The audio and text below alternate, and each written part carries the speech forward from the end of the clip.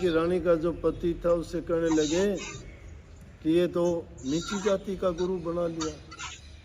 अब उससे जब कहने लगे तो जब समझ जिसको आ जाती है वो समझ जाता है कि जाति पाति नहीं है। हम जिस घर से आए हैं वहाँ से जीव बिना जाति के, जाति तो हमारा नाम भी नहीं था, नाम भी कहाँ था, किसी का नाम था दुनिया में आने से पहले, नाम तो बाद में रखा गया है।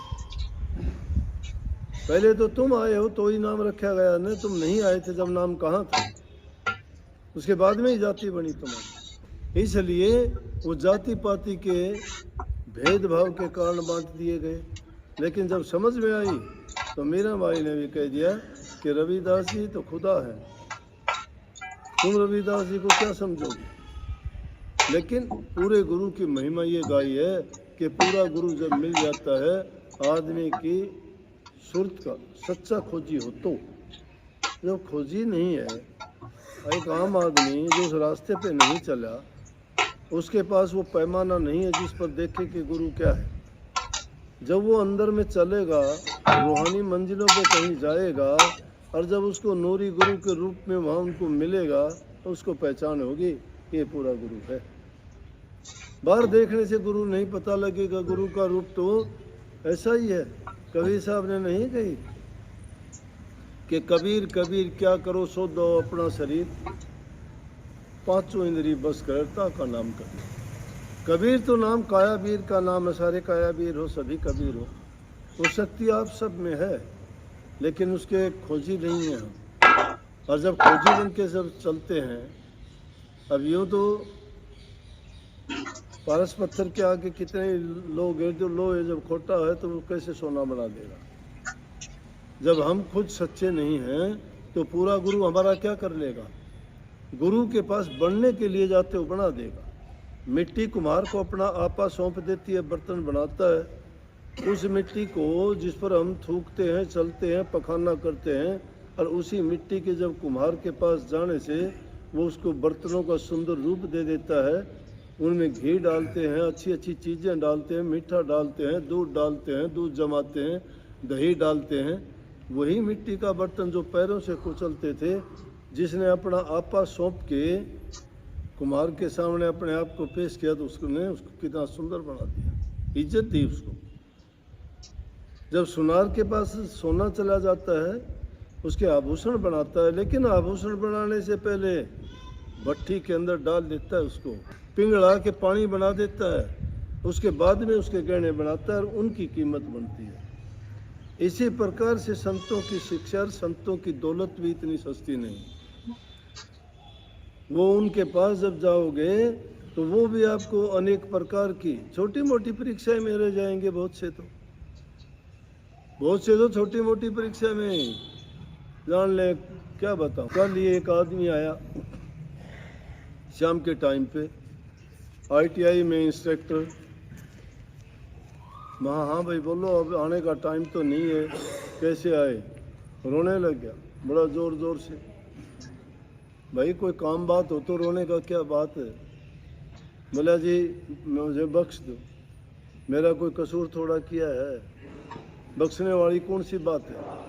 बोला जी मेरी समझ में बात नहीं आई थी, मैं यूँ तो कई बार मेरे दिमाग में बात आया कि भाई ये तो जिनोदारा महाराज तो गाड़ियों में चलता है, कारों में चलता है। मैं बोला भाई पैदल चल लो तो इतनी संगत में मैं तो पहुँचे कौन सकूँ, एक के दो जगह जा पाऊँगा कारा में। वो बूढ़ा वाली बात है, बूढ़े ने कहने लगे एक बूढ़ा जलेबी खा था। नहीं बोला अरे बूढ़ा जलेबी खाने लग रहा। वो बूढ़ा बोला भाई मैं जो से ना चाव से नहीं खाता, ये भूखा मरता खाऊं, से रोटी नहीं मिली तो जलेबी खाऊं। तो ये चाव की बात नहीं है, ये तो आज के युग में ज़रूरी भी है। बोला ना जी वो मेरी गलती थी, मैं तो इसलिए कह रहा हूँ जब YouTube पे मैंने सत्संग सुने देखे तो मुझे पता चला, मुझे माफ़ कर दो और मुझे शरण में लो, मेरा सब कुछ खराब और बर्बाद हो गया। मैं इंसान को ठोकर जब लगती है तभी उसको समझ आती है। जब तक वो सुख में रहता है वो इंसान किसी चीज़ को मानता ही नहीं। सुख जब हो गया तो समझो कि गाफिल हो गया वो, और जो लोग गाफिल हो गया वो समझो काल के अड्डे चढ़ गया, फिर उसके काल और माया के फंदे में ऐसा जकड़ा गया वो नहीं निकलने देते उसको हर प्रकार से बर्बाद कर देंगे। शरीर से भी गंदे काम करवाएंगे, मन में बुरे ख्यालात उठाएंगे और कर्म से भी हीन करके ऐसे फंसा देंगे कि फिर उनके लिए निकलना मुश्किल हो जाएगा। और बुरे कामों में, बुरी आदतों में, बुरे संगति में पड़ के वो इंसान अपना तन भी बर्बाद कर लेगा, समय भी बर्बाद कर देगा, धन भी बर्बाद कर देगा, और जो बहुमूल्य जीवन इंसान का मिला था, जिस काम के लिए उस उद्देश्य से भटक के अपने जीवन को भी वो बर्बाद करके जाएगा। जिससे करना था कि इस जीवन को याद करेगा भला मुसाफिर बंदे, आया था कुछ लाहा करने फंस गया केड़े धंधे, भव सागर तुम तरना पैसी पाप पुण्य दरकंधे, कहें कबीर सोई पार उतर गए हर हर नाम जपंदे। जो हरि का नाम का जाप करते हैं, मालिक को याद करते हैं, वो तो पार उतर जाएंगे। आए थे कुछ कर्म का बोझ हल्का करने के लिए, हम तो खोटे मंदे कर्म करके और कर्म की भारी गठड़ियाँ बांध के रख ली सिर पे, वो कभी नहीं उतरती। भटकते फिरते हैं जन्म मरण के चक्कर में, कभी किसी योनि में गए, कभी किसी योनि में गए, और उन योनियों में कोई भी संभालने वाला है ही नहीं। क्यों? उनमें गुरु नहीं है, क्योंकि उनमें इतना ज्ञान नहीं है। वो जब खुद ही ऐसे अपना जीवन भोगते हैं तो उनको तो वो यूँ समझो कि भोग योनियाँ हैं वो, उनमें जो कर्म की सज़ा मिली है उतना भोगेंगे, फिर दूसरी योनि में जा गिरेंगे। अरे सबसे उत्तम योनि इंसान की है, जिसको शास्त्रों में, वेदों में, पुराणों में ये गाया है कह के कि बड़े भाग मानुष तन पावा सुर दुर्लभ सदग्रंथ तन गावा। बड़े भाग से मनुष्य का शरीर मिलता है, सारे ग्रंथों में इसकी महिमा गाई गई है।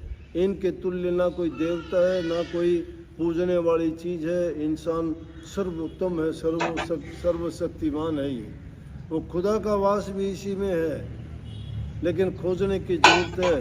वो खोजोगे कब? जब अपने आप को जान जाओगे, खुदा को पहचान जाओगे। जिस इंसान ने अपने आप को ही नहीं जाना, मैं क्या हूँ, क्या करता हूँ, कर्म मेरा क्या होगा, कर्म का फल क्या होगा, उसको भोगेगा कौन? मैं करता जो काम करता हूँ या कर्म करता हूँ, ये कर्म अच्छा है कि बुरा है, हम फैसला नहीं कर सकते। ये तो जब हमारे सिर के ऊपर दुख बीतता है, जब कहते हैं कि हाँ कर्म तो मैंने ही किया होगा, कभी न कभी तो किया होगा, मेरा खोटा कर्म मेरे आगे आ गया।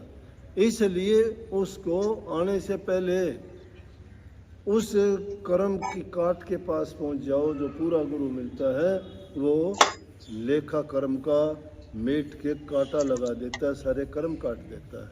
कटवाएगा तुमसे कटवाएगा, वो दवा दे के कटवाएगा।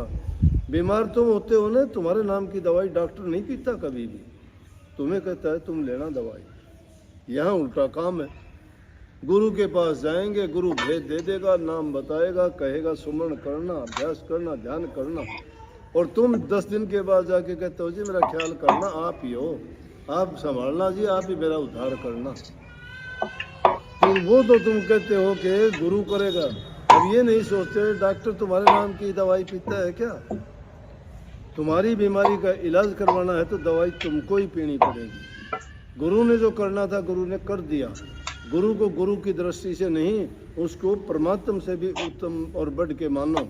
क्यों कही कि गुरु गोविंद दो खड़ेर का के लागू पाए, बलिहारी गुरु आपने जिन गोविंदिया बताए। गुरु गोविंद को लखाने वाला, बताने वाला, रास्ता दिखाने वाला है। जो उस रास्ते पे नहीं चलता तो गुरु का दोष नहीं, वो दोष आपका, फिर कर्म की रेख नहीं मिटती भाई। सबको बहुत बहुत आशीर्वाद। राधा